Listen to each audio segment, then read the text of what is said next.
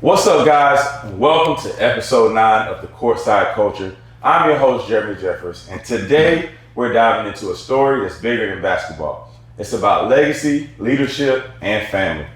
On my far right, I am joined by a coach, former high school and college standout, a passionate father, and a man who is helping shape the next generation from the sidelines. He's coached, mentored, and inspired players who have gone to chase their dreams at every level, including the young man to my immediate right, who is one of the most electrifying point guards in the nation. A nationally ranked 4-star recruit who holds numerous offers and represents the class of 2026 out of Greenfield School in Wilson, North Carolina. Together, we talk about the path it took to get here, the long nights in the empty gyms, the pressure of recruitment, the balance of fatherhood and coaching, and more. Please welcome to the Courtside Culture, Rod and Kobe Edwards. What's good, y'all? Hey, man, that's a hell of an introduction, for real. Sheesh. We're going to dive right into it. So, Rod, we'll start with you. How was your college recruitment, and what stopped you from your dreams of playing professionally? Well, man, that was some years ago. My college recruitment was cool. I think it was solid. Wasn't close to Kobe's. Right. But I was solid. Actually committed to Georgia Tech out of high school. Okay. And that was way in 1995. Okay. And but back then you had to take the SAT and stuff like that. Unfortunately, I didn't meet that, and then so I had to go to JUCO. Went to one of the top JUCOs in the country, out in Indiana, Ben Simmons University. So, for the most part, it was solid though. It was solid. I wish I was in this era though. Right. Yeah, for sure. I think we all do. For sure. We would have really took it to a whole new level for sure. Absolutely. So your recruitment, talk about your actual experience at JUCO and in college. As far as playing? Yeah. Well, being a JUCO product, it's hard, right? Yeah. Like it's gritty. You gotta be focused, and you gotta be tough, right? Because everybody's trying to get out of there. You got 2 years to do it. Yeah. Everybody's trying to go high major out of there, and then hopefully go to the NBA. Right. So it just took a lot of work. For me, I was just distracted with a lot of other things. Like? Yeah, life. Thank you. I said Oh, life. I'm going to just say life, but I appreciate that. Way to pass the ball. But I'm going to just say life, right? I didn't necessarily have a me, right? And so I just had to try to figure it out on my own. And then at some point, I just thought I was bigger than the system. Right. I just say that because I thought I was pretty good, right? But then, back then, like I said, I didn't have a me. So I just did what I knew to do, man. Right. And it didn't pan out for me. But my story is so long, Jeremy, and I just fast forward. I went back to school late. I was like what these kids are doing now. I was an older guy. I was actually 26 years old when I went back to school. I'm skipping a lot of steps, but when I went back to school, I was 26 and ended up in the NBA draft in 2003. And that's the draft with LeBron, Wade, and Carmelo. Yeah. Yeah, so I had a fun time, but my path was just different, man. How was the workout for the draft process? You had to put that work in for sure, and I had work ethic, but it wasn't. Again, I didn't have a me, somebody that just pushed me. And he's a little bit different mentally than I was at 17 years old. Right. So, and then even at 26, right, I wasn't mentally ready for that. I got you. So, when did you first fall in love with basketball? Sheesh, Jeremy. I'll say probably about 8 or 9 years old when I knew I wanted to do it, right? I did it every day, every single day. I didn't have a Jeremy Jeffers where I can go train. Yeah. I just played every day, whether it's the park, somebody's backyard, or the gym, every day, all day long. Yeah, it's definitely that passion that, you can't take away. Yeah, I mean? Absolutely. You gotta love it if you want to be good at it. That's right. All right, Cole, we're gonna hop right into the mix. Cole said, shout out my guy, Matt Visions, I'm the best player in North Carolina. We're gonna start there. Talk about that moment. That mixtape obviously went viral. Talk about how you felt. Talk about, just talk about it. Definitely best player in North Carolina, merch, for sure. But there was a lot of talking going on at the time, so I just felt like I had to let it be known that I'm confident in my game and I'm the best player. Yeah. So, obviously there was a lot of backlash from that, from other players, parents. Obviously y'all went through all that crazy stuff. How did you handle that as a player, and how do you stay humble through that whole experience? Of course, there was gonna be a lot of talking after that. You know, players gonna talk, say what they gotta say. Parents gonna say what they gotta say. But at the end of the day, just staying in the lab, keep doing what I'm doing. Right. Yeah. Rob, you want to piggyback off of it? Yeah. Nah. I mean, it definitely went viral. Yeah. A lot of people definitely was talking, but at the end of the day, as an older dude, I feel like I'm the best, right? And if you don't feel that way, then there's something wrong with you. Yeah. Right. So I was mad with him because he didn't say he was the best in the world. Right. Right. Like I would have said, I'm the best in the world. I'm not just the best in North Carolina, but I was proud of him. That was the moment when I was like, whoa. And Matt and Vans normally would text me and let me know they about to drop something. Right. They didn't tell me that. Right. I woke up, I looked at my phone, I'm like, whoa, okay. Yeah. But it was the moment of like, all right, that's what I've been waiting for. Right. His game did that, but I wanted to see him take that next step of really believing that. And when he said it, I was excited about it. In that moment, what made you say that? I mean, we know why, but like that, like I felt like it was not natural. Yeah, it was. Like it wasn't like, you know how sometimes you shoot documentaries, you shooting stuff, so you turn it on. You know, we can all do that, right? But that felt like, I felt like there was conviction in your voice. Like that was bad. Like what made you just like oh. We just played. We actually just played Clayton that game, and they was talking during that game. We was gonna lose for that game, all that stuff. So we started off slow that game. We came out, ended up winning. So I felt like it was the perfect time to say it. Yeah, I feel that. I feel that. And Cole, when did you first fall in love with basketball? Like, I think I was like 2 or 3. That's when I first started touching the ball. Pause. But like, pause. But like, you know. Whoa. But like, ever since then, I knew I loved the game. Yeah. All right. So, Rod, I'll ask you first, and then Kobe, you can piggyback off of this question. What were those early memories like being in the gym together? It was fun. It was exciting. And just trying to figure out if this was going to be like their path for real, him and Nick. And I seen it really early with Kobe.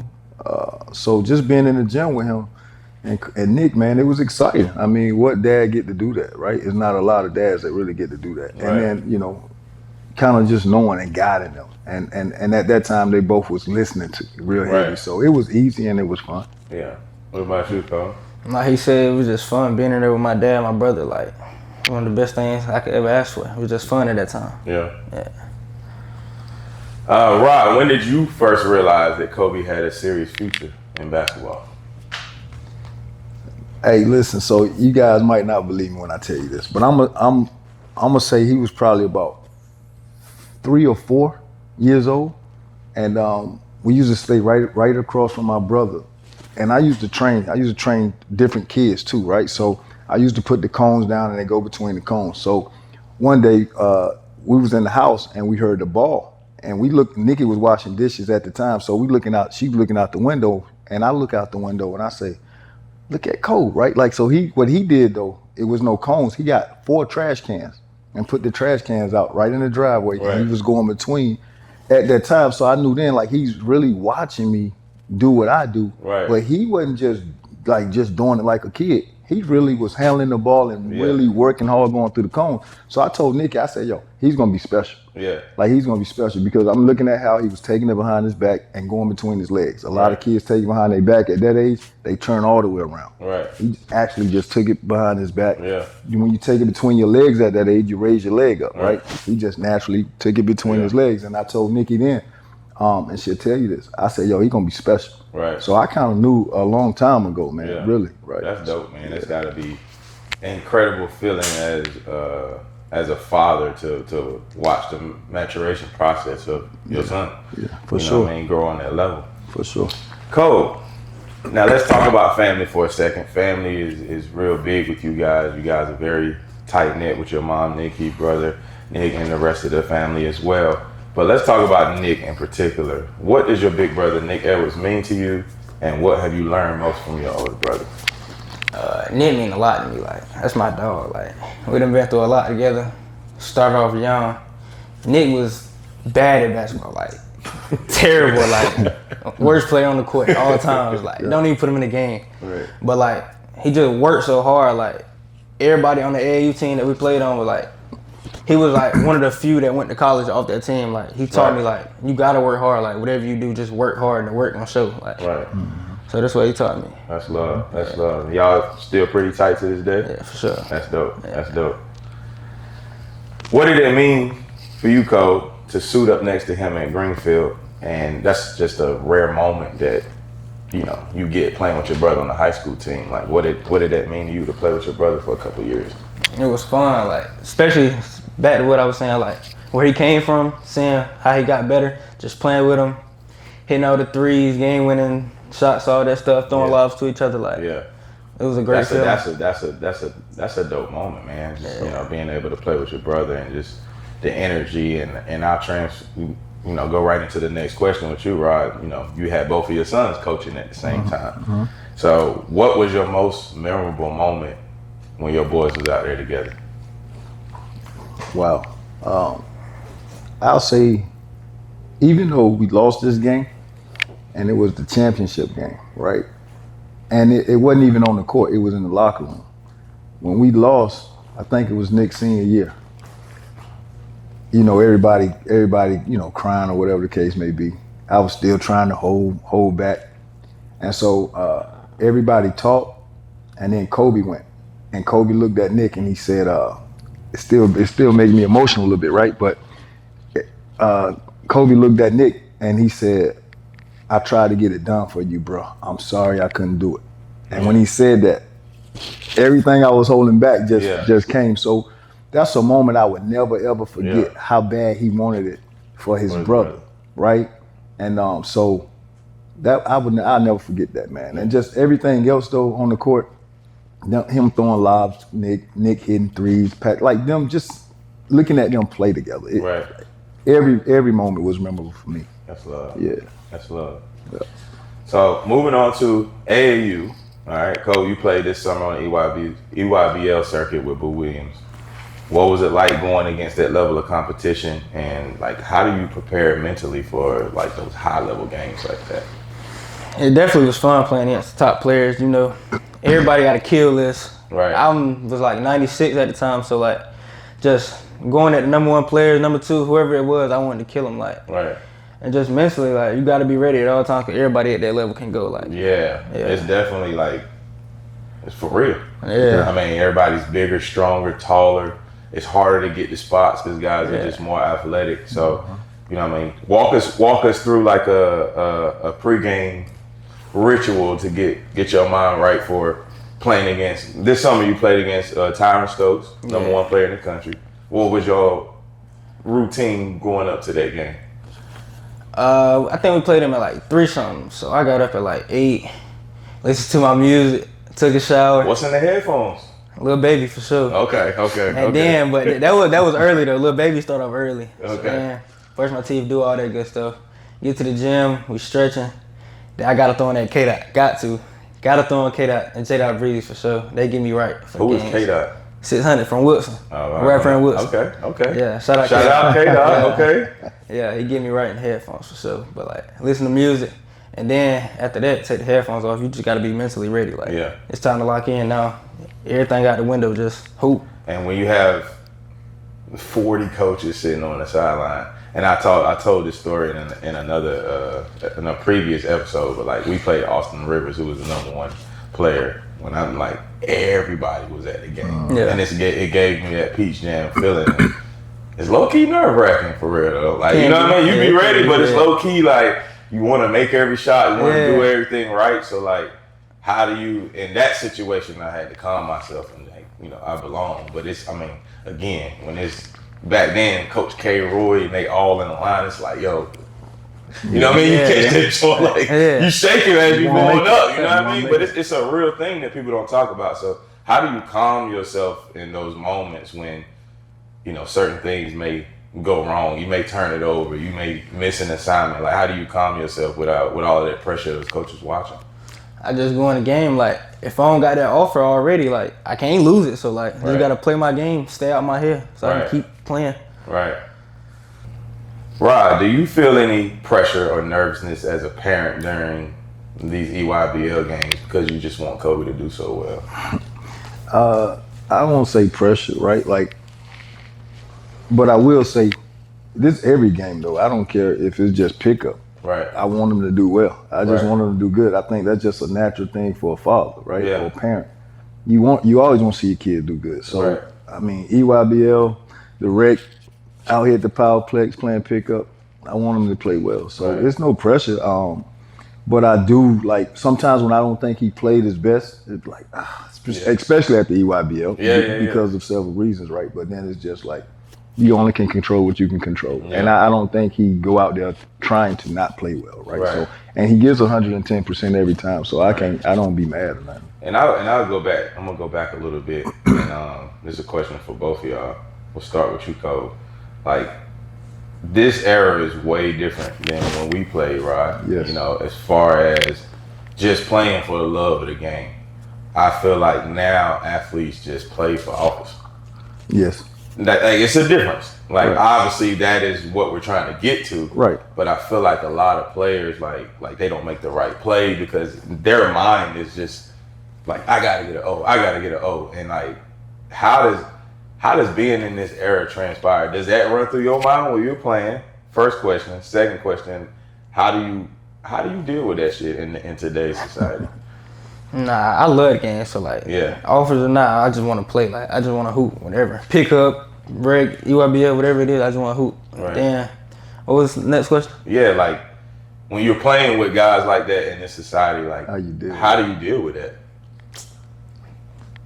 Really, you can't, like, they mind already made up, so it's like, you might be corner and one more, they ain't gonna swing it, they gotta get a shot up, just get back on defense. When I get it, might make the right read, but everybody else, their mindset is different. So is that frustrating for you? Yeah, for sure. And just expound on that a little bit, like how frustrating it is and for you to be out there and want to play the right way, want to make the right read, and they're just, nah. It's hard because that's a couple reasons we lost some games. I'm not gonna say no names and stuff, but you feel me? Like, we could have been winning some games, but selfishness kicked in. We lost games. Could have got into Peach Jam, but of that reason, we ain't win games. Right. So it's hard. Yeah. Hey, so and just to piggyback off that, now I think I was more frustrated than he was. Right. Like, but I understand these kids are trying to get what they, you know what I'm saying? They there. They see all them coaches and NBA scouts. Everybody's there. Yeah. So you want to perform, especially if you don't have anything, right? He already got. That's how they looking at it. He already got his. Right. No, there's no telling what the parents are telling them kids. That's where the society of the problem of parents and everybody, all the outside noise comes in. Yeah. Of like, they're telling, but like, win. Right. If you win, yes, sir, they're going to see you. 100%. You're going to be in the building if you win. 100%. These coaches can tell, okay, you got 6 points. He made a nice move. He made a 3. You're on a team full of talented players. You're not going to have 30 unless you're the number one player shooting 30 times a game. And EYBL, you know what I mean? Right. Like, unless you just one of them ones and they just let you go. But like, if it's 8 of y'all that can go, just win. Well, that's where we can tell that some parents and these kids don't really understand it. Right. Like, they don't care if you can score 30. Yeah. It doesn't matter. Can you make a read coming off of that pick? Right. Like, are you really guarding? What else can you do? Right. And then you getting 30, but how many times did you shoot the ball to get 30? And they can see that, and man. The quality of the shot and 100%. Everything else. So like like, you can be coming off pin down in college. 100%. Can you make that shot? You know 100%. What I mean? But that's where the pressure comes from, I think. Yeah. That's when there's pressure. Yeah, I agree. So, Rod, you were a coach at Greenfield, so you get to coach your son and obviously coach both of them. How do you flip the switch between Coach Rod and Dad Rod? And is that difficult for you to manage? It's not difficult, and I don't even know how to answer that question because I'm just me. And then like in the gym, I'm gonna coach, but when we leave and get in the car and go home, it's nothing. We don't even talk basketball like that all the time. It'd be other stuff like regular parents for real. Yeah. We talk basketball, but it might just be a question, or we might have saw something on YouTube or something. But yeah. What about you, Cole? How was that? Y'all ever butted heads? Yeah, for sure. Oh my God. Yeah. So how was that? Like, you're trying to calm your emotions, whether it's your dad, whether it's your coach, and it's like, because when it's your parent, you're a little extra frustrated than if your If Coach Salter said something versus your dad said something. So hold up, Jerry. Go ahead. So hold up. All right. So now that part is hard. Right. That's the balancing part. When he like say something back to me or something. Yeah. So now, okay, I'm coach and it's like 11 or 12 other kids. But boy, I'm your daddy first. Right? Like, so now I'm not, it ain't Coach Rod no more. I'm your daddy. Right. Shut up. Right. That's where I be wanting to go. That's a confliction. That's tough. That's the hard part. Yeah. But I know I can't do that. Right. So I just I be quiet. Yeah. But when it's later, the game over, we getting ready to have that real conversation. Right. And I just give you an example real quick. We was playing this summer, June, live, right? So Kobe picked up like 3 fouls fast. He's been aggressive. He's playing hard. But when you coming off the EYBL, that's how you got to play. So you going from that to June and you playing the same way, them refs calling it. So you got 3 fouls early, right? So I'm like, yo, you got to read how they caught making the call. Oh, man, he's sucking his teeth. He mad. He go out there, he picked up enough foul. He fouled out that game. So after the game, me and Salt talking. So Salt said, Coach Rod, you have something? I said, yeah. I said, yo, you got to let me coach you. Yeah. Right? First thing he said, by the way. Yeah. As soon as he came out the door. Why you on me, man? Why you on me? Bro, I'm trying to help. You know what? Don't worry about it. Yeah. So when I said don't worry about it, I'm already thinking, I can't say that, but I'm going to see you in the car. Right. You know, whatever. So, but I mean, it's cool. We get it back together. And then, but what I do love though, even though when I'm saying stuff to him and he do get a little rebuttals, I know he listening to me because he go out there and he showed me that he's trying to do it. So. How do you feel about your dad and when y'all get into it? Is that tough for you to deal with? Nah, I just feel like I can say a little bit more to him because I feel like he'll understand it more than saying it like Salt to somebody like. Right. Because when I'm on the court, it's like I'm a different person on the court. Like emotions going. Yeah. Yeah. All that adrenaline, like so. I feel like he say something. It's my dad. I can like dad, but you feel me? But like to Salt, I went. Right. Yeah, and that's what I be saying. That's like the answer right there. But that's your son. Yeah, and I be like, that's you inside him because you was like that as a player 100%. So that's probably the confliction of man, like me and my mom are like that. Like we're just so much alike in how we carry ourselves character wise that this is like, you know, it's just butting heads. Yeah. It's all love, but it's like she's a very creative person. So now she'll come and create, and I'll be like, I'm creative too. And then it's like, but I know it's love, but you know, it is tough to manage sometimes. But you got to sit back and have those real conversations after it's over. Yeah. Make sure everything good. And I hit him with Salt said it. You don't say nothing. That's funny. That's funny. Going into this same question on the same topic, has there been moments where you had to pull back and just let Kobe learn on his own? I do that a lot. Yeah. And not just basketball, but in real life, right? Like I'll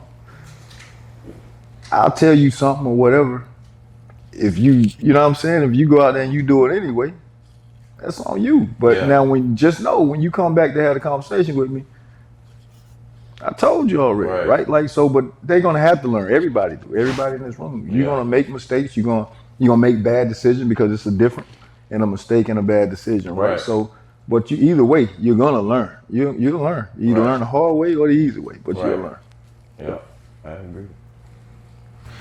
Cool. So tell me what it's like going through the recruitment process and who are your top schools right now that you're looking at? The recruitment process is definitely tough. Like phone calls every day, early, late, it don't matter. Like it's definitely tough, but it's fun though, for sure. My top schools is different. Yeah. To an extent. Yeah. I used to have fun going through the recruitment process. The only thing I hate, like, come on with some new questions, bro. The same questions stop over and over. Stop calling me. Hey, what's your favorite color? What foods do you like? It's like I'm on a record of saying the same thing. Not to cut you off, but that used to get on. I mean, you know it'd be 9 o'clock. We get ready to chill. Coach call you on the phone for an hour. Like, don't get me wrong. It is a blessing because a lot of people are getting recruited. It's a good problem. It's a great problem. But anyway, I just had to throw that. Yeah. But go ahead. Yeah, my top schools, no order though. Okay. Mount Olive, St. Louis, Virginia Tech, American, and Maryland Eastern Shore. Okay. Yeah. Cool deal. And what, narrowed the list down, is it the style of recruitment or what, why are they your top schools right now? Style of play, how they recruiting me, you know, what feel like home, stuff like that. Right. And let's be real too, right? Recruitment has changed a lot, bro. Yeah. Like it's totally different. So where you would be expecting like more high majors, right? Mm-hmm. Like it's just totally different now. But yeah, so you just gotta figure it out, man, and see who really, really wants you. And I tell them all the time, it's like a girl. You can tell if she's interested or not. 100%. Those are the people.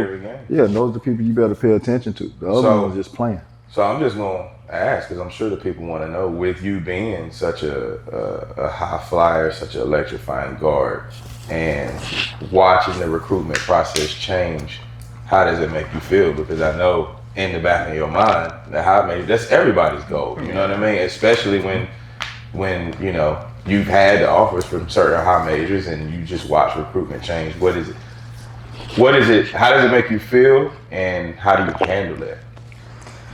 At first, I was confused. I'm seeing other people get offers and stuff. I'm like, I know I'm better than this kid. Like, Right. what's going on? But at the same time, I understand, like, it's all about business now. So, like, I got to go where I'm best wanted, most wanted, and where I can play and make mistakes. Right. So, like, that's what I just had to figure out at first. Yeah. And I mean, a lot of them are just, the mid-major is now, I played mid-major. It's a stepping stone now to get wherever you want to go. You know what I mean? And it is a lot of politics, but you know, I guess from me to you, it should fuel you at this point. You know what I mean? It should like the rest of the summer, the rest of this off season should be all right. Yeah. You know what I mean? Yeah. All right, I'm coming for blood this season to really prove everybody wrong when you playing in tournaments like the Wall, or you know, you really proving yourself, stepping out there and you know, showing that you're a whole new player. Yeah. Ryan, you want to expand on that? Yeah, I mean, they also, he didn't mention this, but they getting older kids, man. Yeah. Like, well, older men. Right. So right. So 24, 25. Really? Yeah. They just going to the portal, getting guys that has played college basketball for a year, whatever the case may be. That's why I said, to me, the play right now is to go mid-major. Right. Right. And once I put that out there, mid-major started calling. Right. Right. So I told them though, bro, if that's the route we gotta go. Yeah. That's the route we gotta go. That's what's going on now. Right. Everybody haven't caught on to it yet. Right. But they gonna see, bro. If you would have went to, where you say you went to? I went to Drake.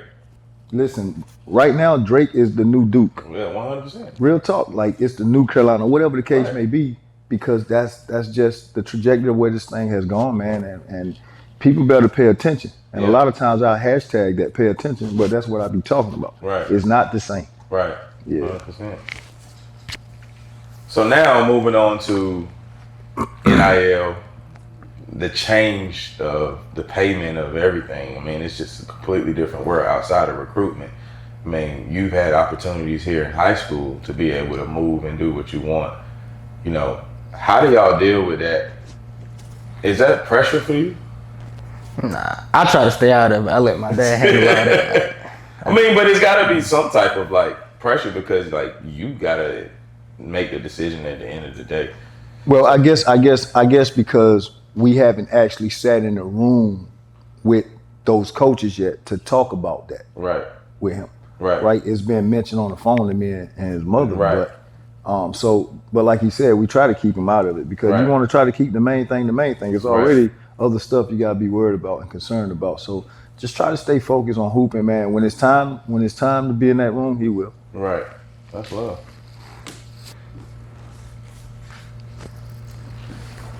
So let's talk about your K3 brand. I mean, y'all see the shirt, man. Come on, y'all see the shirt, man. Pop the chain one time, you know what I mean? Let them know. Yeah. All right, K3.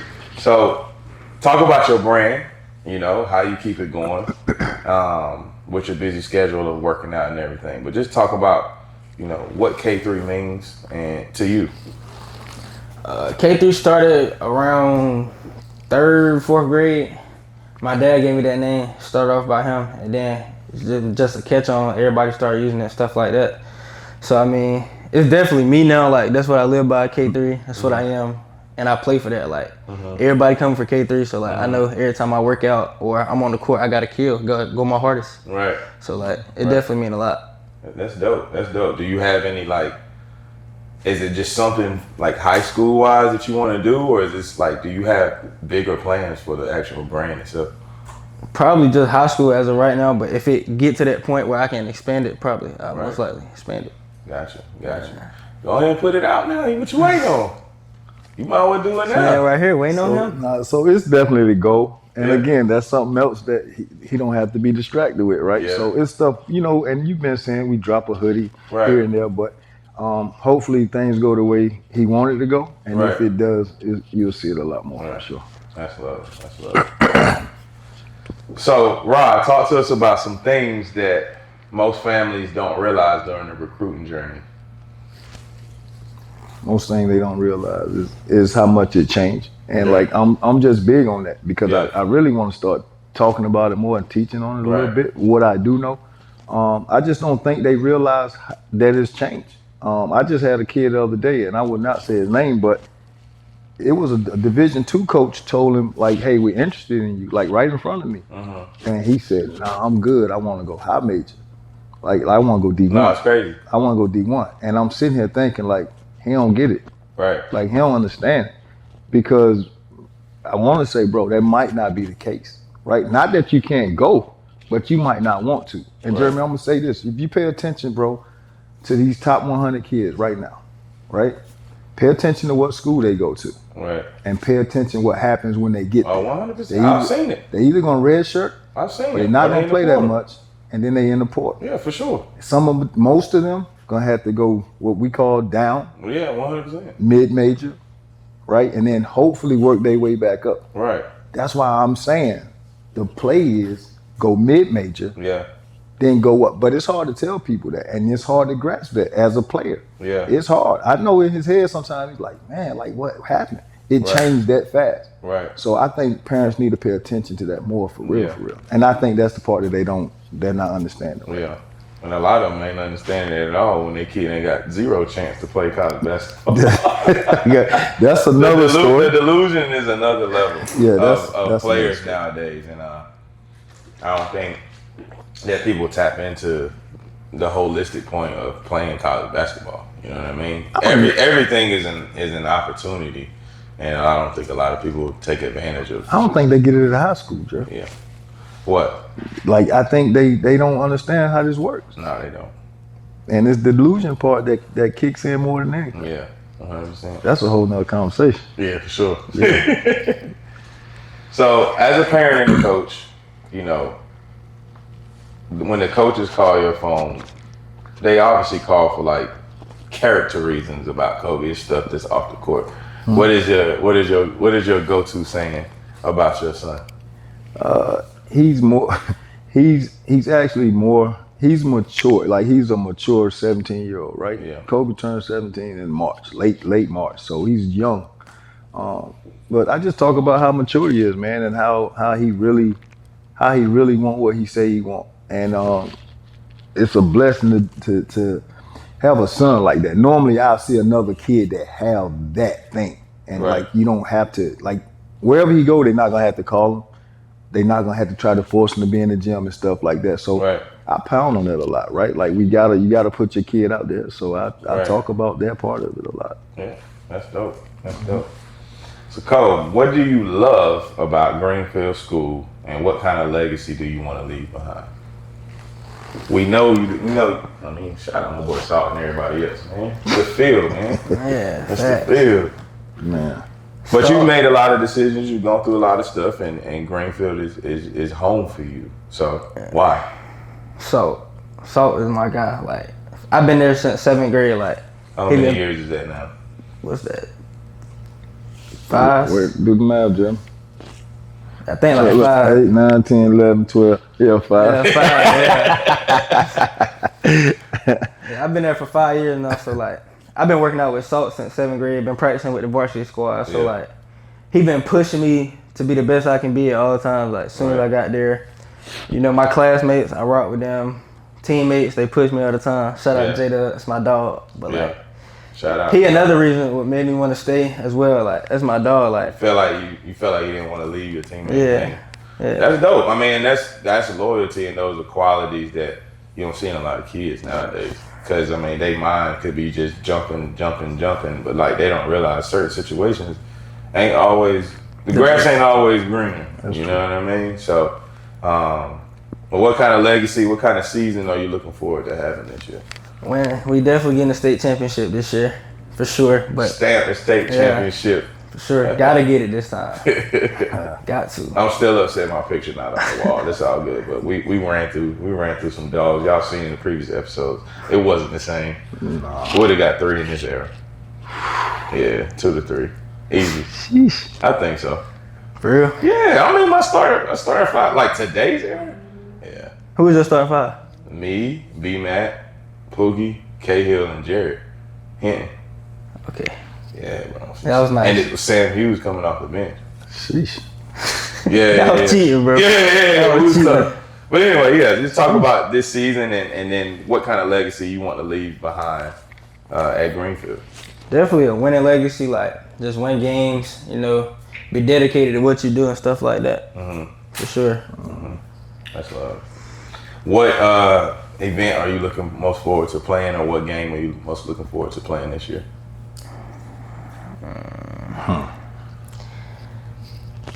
The Wall. I'm gonna say the Wall. Yeah. It's one team that I want to get, but they probably not gonna play us. Yeah. For some reasons. You know what I'm talking about, but.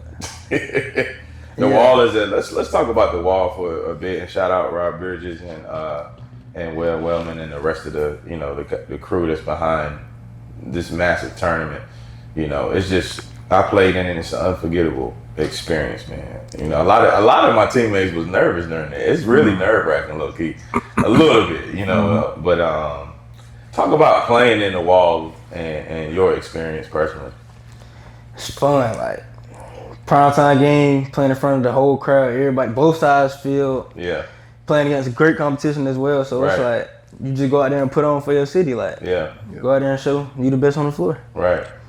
And Rob, I'll let you expand on the Wall. We know you love the Wall. Rob will literally go up there at 9 o'clock and not come home till 10 p.m. He watching. Hey. He really loves being in the gym. Yes, for real. Me, my wife, and my father-in-law. Yeah. Like from the first game to the last game. Yeah. It's just fun, man. It's exciting. These are some kids that we're gonna see on TV. Yeah. Whether it's college or NBA. And it's just good basketball. Yeah. Right? A lot of times you don't see that, especially throughout the year. It's not all good games, but going there, you're going to play good games, and I'll be looking forward to it. I'm looking forward to it now. Yeah, that's dope. That's dope. So, Rob, what do you want your sons to carry with them 20 years from now beyond basketball? And just be a stand-up dude, man. Like, be a stand-up man. Be a man of your word. Stand on what you say. Work hard. Be good to people, right? Right. Just be a good dude. That's it. I mean, everything, all the other stuff, I mean, I can go be political, but like I just feel like if you be a man of your word, be a stand-up dude, just be good to people, everything else gonna work out. I agree. Yep. And Kobe, any advice for, you got a fan base now, so you walk in certain gyms and you taking pictures. Talk about that feeling real quick, and then any advice you have for the young up-and-coming hoopers on, what they need to do or how they can be better. The pictures is fun. Having little kids come up, it's a great feeling. Like, it's just a lot of people don't get that, so like, it's definitely fun. But my advice to them would be like, just stay in the lab. Like, you don't gotta be on Instagram. You don't gotta post on Instagram every time you get in the lab, stuff like that. Like, if you want to hoop, just hoop. Like, take all the other stuff out. And just work out every day. Like, stay in the lab. Yeah, I got you. All right, we're about to have a little fun. All right, we're gonna have Kobe going first. We got a minute on the clock, rapid fire questions. You ready? Shoot. Let's do it. All right. Your favorite food? Pasta. What kind of pasta? Chicken Alfredo. Okay. Instagram or TikTok? Instagram. Favorite NBA player to watch right now? SGA. Okay. Yeah. One word to describe the Edwards family. Amazing. Okay. Yeah. Hidden talent or hobby most people don't know you have? I play the drums. For real? Yeah. Oh, that's dope. Okay. Yeah. If not basketball, what sport would you play? Football. Go-to hype song before tip-off? BTA, K-Dot. Which NBA player do you model your game after? Tyrese Halliburton. For real? Yeah. That's a crazy answer, cool. What do you mean? Tyrese? Yes. Okay. Look how he play. Not the shot. I'm not talking That's what about I'm saying. not talking about the jump shot. I'm just talking about how he play overall. Okay, I got you. Poster dunk or game-winning three? Poster dunk. Your go-to signature celebration when you hit a big shot. You got to do it. Been doing this since second grade. Toughest player that you played against?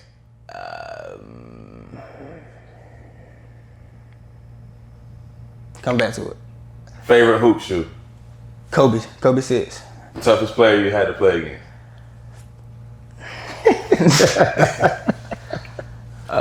D-Rich. Okay. Who did? All right, Rod, you ready? No. Oh my God. All right. Ready? Let's get it.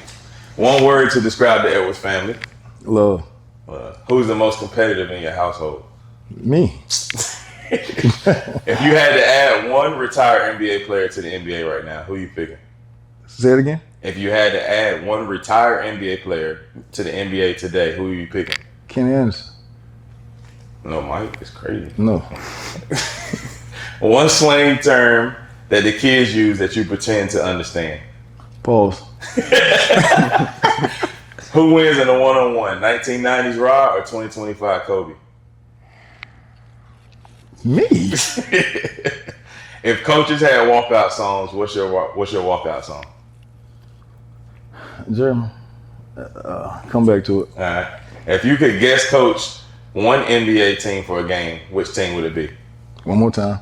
If you could guest coach one NBA team for a game, who would it be? The Hornets. The Hornets. So I can laugh. Favorite hoop sneaker of all time? Well, I'm old, so I got to go with the Jordans, though. Okay. You have to build a team with one player. Will you want shooters or dogs? Dogs. Dogs? Yeah. Would you rather have elite speed or an elite IQ as a player? Elite IQ. Okay. Who wins in the shooting contest? You, Kobe, or Nick? Me. If your coaches had a walkout song, what's your walkout song? The champ is here. Okay. He had that question ready to come back to. Well, man, look. Oh, yeah, we got one more question. All right, so we always got to ask this on the Courtside Culture. Your starting five, all time, don't matter, of any era. All right, we'll start with Rod and then we'll go to Kobe. No position. Oh, LeBron. Okay. Shaq. Steph. Kevin Durant. I got point guard? But you said no position. Yeah, it don't matter. Your favorite five. Sheesh. I'm go. I don't know. Give me Kyrie. I'm good with that five. No Mike? No, What's up with the Mike slander today? Oh no, and Mike is my guy. Mike. No Mike, no Cole? So you know what? Hold up. So let me hold on. Sub. Start it over. No, I'm just gonna take. Yeah, you think? I'm just gonna take Kyrie out, and I'm gonna put Mike right there. Okay. All right, Cole, it's your turn now. Your starting five all time. Who you got? Going Magic, Kobe, Bron, Mike, and Wilt. This man. No. Kareem. Oh. Kareem. I can deal with Kareem. Yeah. I was about to say Wilt Chamberlain's crazy. I've never Not heard Wilt. Kareem. that. Why Kareem? No shit. Okay. Yeah, over everybody. Yes. What is that decision based off? 2K. At least he honest, y'all. 2K. Kareem is Kareem a 99? I don't know what he is. But it's automatic. Yeah, he nice. He nice. He get the job done for sure. I heard that. Yeah. Y'all guys got anything else you want to say to the people? Not really. I mean, just this is for the kids, man. What I will say is just make sure you stay in the gym. And like Kobe said earlier, put your phone down. You don't have to post it every time that you're in the gym, clocking in, clocking out. Nobody really cares for real. And really work like you want. You have to You have to work as hard as you say. Like you say, you want something, you gotta work extremely hard to get it. If you want to be that, you gotta put that work in for real, and it'll happen for you. Cole, anything? I don't got nothing. All right. Appreciate y'all coming on. Appreciate you. Yes, sir. And thank you guys for watching another episode of the Courtside Culture. Make sure you follow us on all social media and subscribe to our YouTube channel @PowerTVNC. And we'll see you guys again for the next episode.